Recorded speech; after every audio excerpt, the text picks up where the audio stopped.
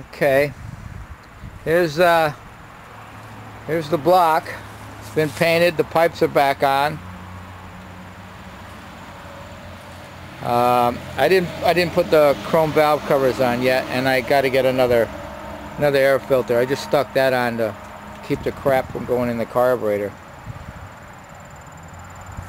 There's the pipes. That's what they are going to look like.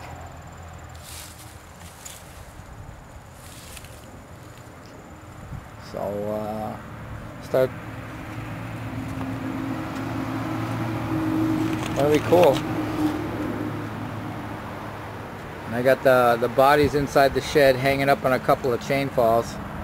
I still got to get underneath it and undercoat the underside where it burnt from the when I re-welded the rear floor in the trunk. It burned off some of the undercoating underneath it. So I got to scrape that and repaint it. Then I got to paint the firewall black before it comes back on the car. Otherwise I'll get paint all over the motor again. So I'll get to get that done. Oh, and I noticed the rear tank is down just a little bit on this side, so I got to cut the two brackets on this side that hold the gas tank in and shorten them up a little bit just to get the gas tank level. And that'll take care of that. But this is what she looks like when there's nothing on it. Skinned. Little 4-speed, the truck bell housing. Some people were asking me, so yeah, I was thinking of putting a 4-speed in a Lincoln. Well, that's how you do it. 85 F350. At the time, I didn't use a 460 429 flywheel. Is a lot more expensive for some reason than a 390, and a 390 bolts right on. So I got a 390 flywheel on there. This being a 1969 motor, it has the neutral balance. It's got the internal balance on it, so you have to get a neutral flywheel. With the truck bell housing, you have to use a small block transmission 4-speed because the input shaft is a little bit longer. This bell housing holds that transmission out a little bit too far to use the big block.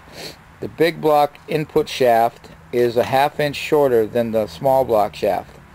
You can convert the small block train to a big block just by changing that input shaft. You can do that too, or you use a 400 block bell housing, a 429, or a 460. Yeah. No, wait a minute. Let me think. 429 or 400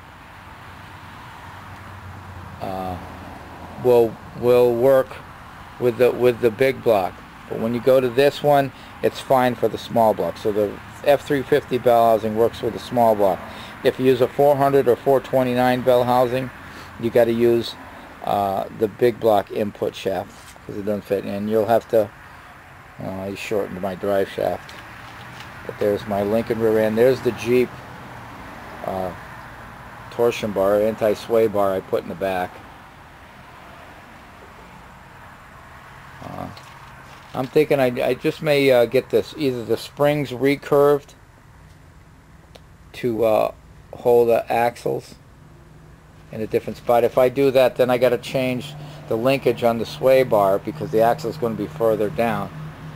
Or I may just get air shocks. I don't know what I'm going to do yet. I got to figure out what I want to do with that to get the back part of the body up higher, to sit higher. I think I'm going to go with, I'm going to try getting some taller tires, but I also got them low N50 series tires. I like how they look because they're nice and wide. So we'll have to check that all out when the time comes. Jesus, you know, all I got to do now is stick in the radiator, throw some oil and water in this thing, and I could fire it up, huh? Okay, now that'll be another video.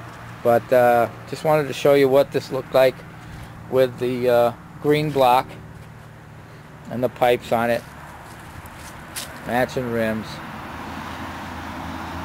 It's gonna be cool. Gonna be cool.